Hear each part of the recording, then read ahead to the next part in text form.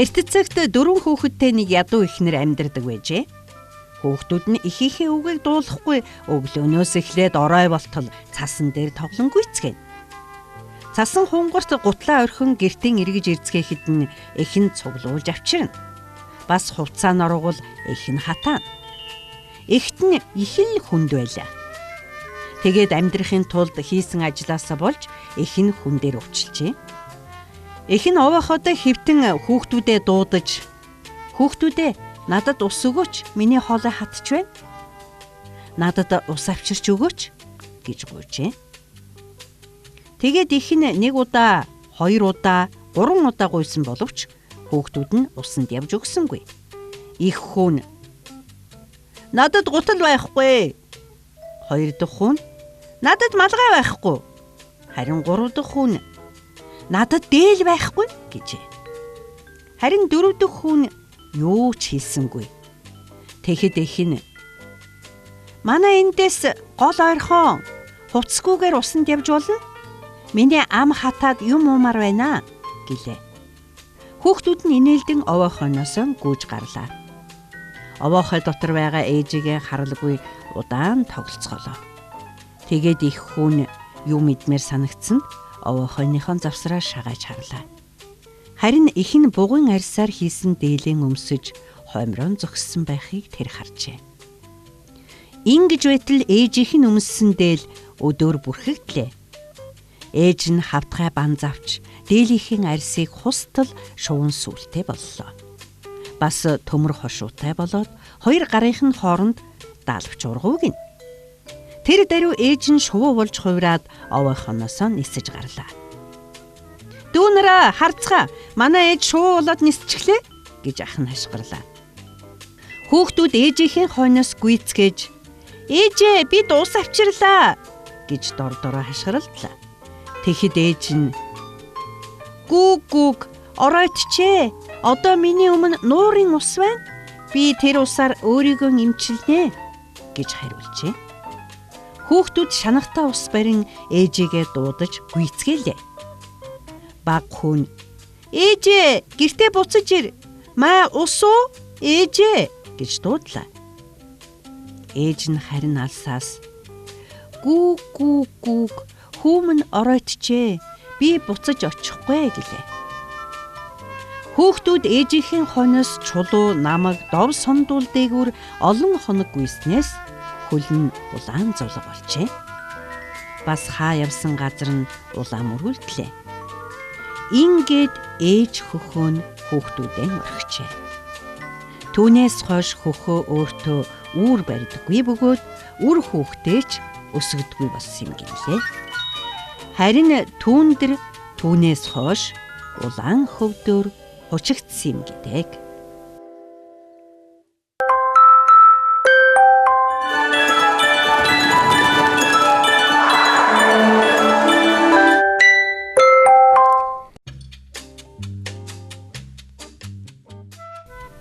Эртээ урдын цагт 3 хүүтэй айл байжээ. 3 хүүгийн 2 том нь өөрсдийгөө ихэд ухаантай гэх өгөөд харин отхон дүүгэн үргэлжил тэнэг гэдэг байж гин. Нэг өдөр ууган хүү түлээ бэлтгэхээр амтд бялуу домбтой сүү аваад ойр явжээ. Гэтэл ой дотор нэгэн атгар биетэй өвгөн тааралдаж гин.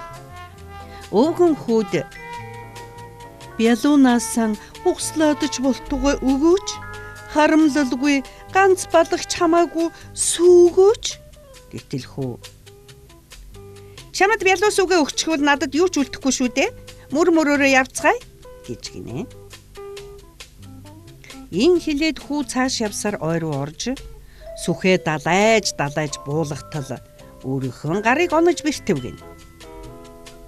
Атгар өвгөн хүүгийн харамч хахирыг ийхүү шийтгсэн юмсанжээ. Дараагийн удаа 2 дахь хүү ой руу түлээ бэлтгэхээр явжээ. Хүү мөн л домбтой сүү бялуу авч явсан бөгөөд ахын адил атгар өвгөнтэй тааралдаж түүнээс бялуу сүүгэн хармалжээ. Бусдыг өрөвдөх сэтгэлгүй 2 дахь хүүг өвгөн мөн л шийтгэж хөлийн бэртээсэн байна. Удалгүй тэнэг хүү ой руу явжээ. Түүнд бялуу сүү биш, хатсан гамбир эсгэлэн ундаал байлаа. Гэсэн ч хүү атгар өвгөнтэй тааралдан түүнтэй дуртаяа хүнсээ хуваалцсан гэджээ. Цадатлаан идэж уусны дараа өвгөн хүүд "Чи нинжин сэтгэлтэй хүн юм. Би үүний чинь төлөө чамайг шагнах болно. Чи тэнд харагдаж байгаа хөгшин модыг цавч.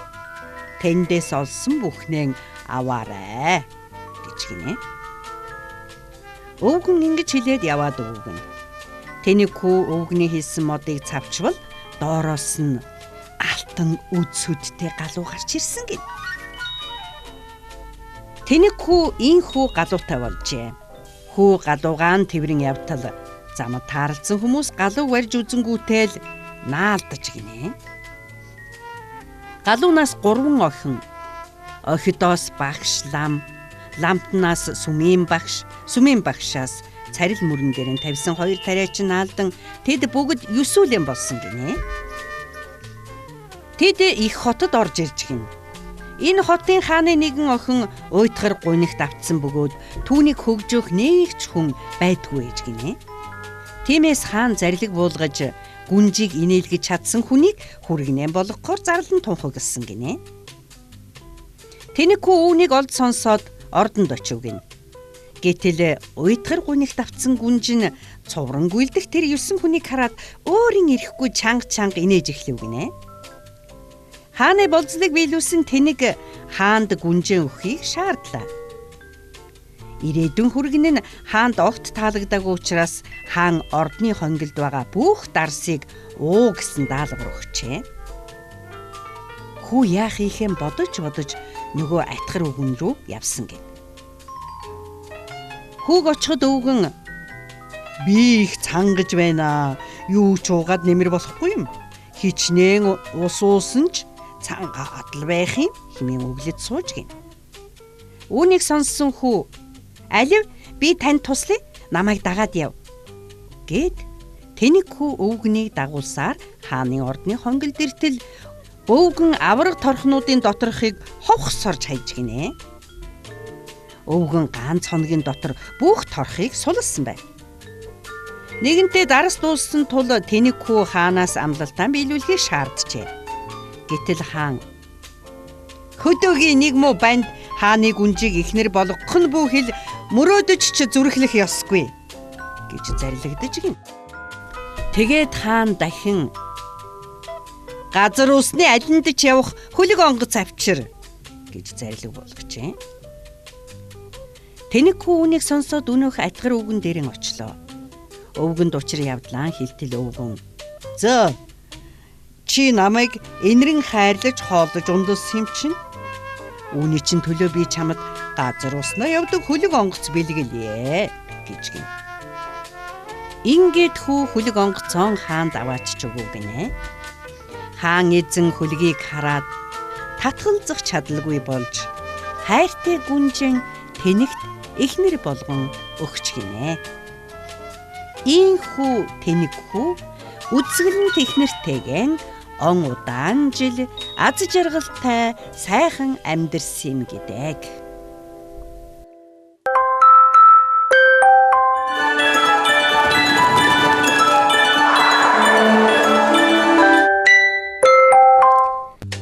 Атхаг тэнэг нэгэн галуу байж гин.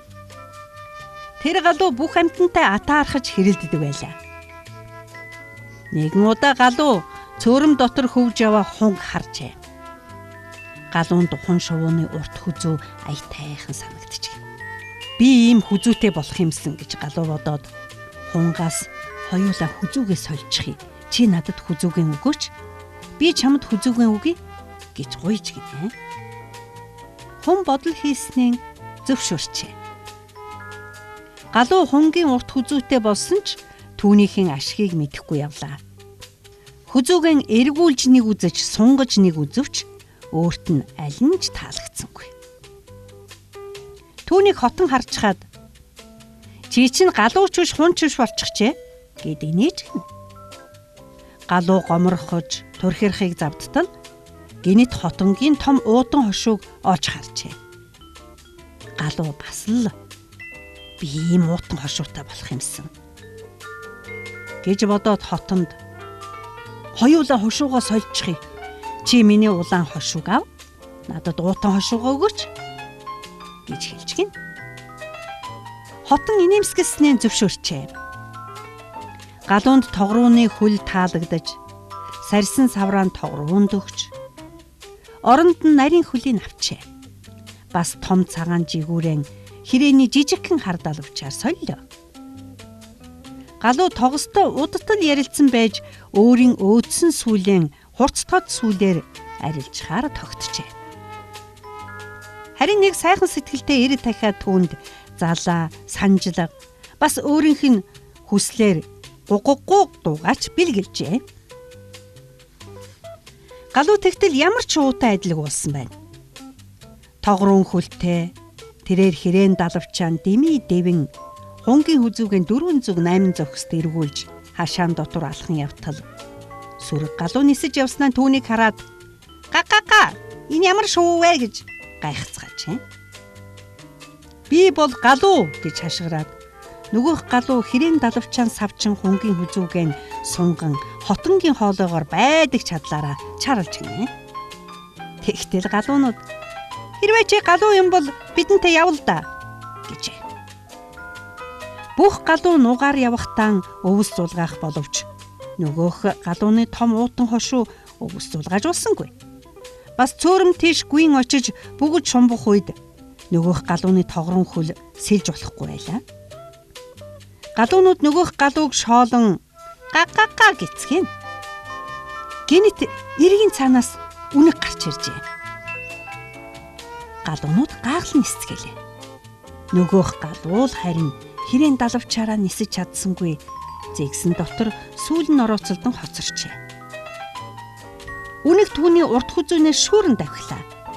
Үүнийг галуунууд харж үнэгний дээгүр нисэж түүнийг тал бүрээс нь тоншин зулгаасанд үнэг галууг хаяад зүхтаажээ. Намайг аварсанд баярлалаа галуунууд минь. Би юу хийх хэрэгтэйгээ бүгдийг мэдлээ. Гэд нөгөөх галуу хун шувуунд урт хүзүүг нь, хотонд том утан хошууг нь, тогруунд нарийн хөлийн, hirээнд далавчийн, тогсонд дэвүрт тод сүүлийн, нөгөө сайн дахиандан залаа, санжлага, гуггуу гэдэг дууг нь тус буцааж өгч гинэ. Одоо яг галуу шиг боллоо. Тэгэхэд атаархыг занан чарилж ухаантай болжээ. Галууны тухай үлгэр маань ч ингээд дуслаа.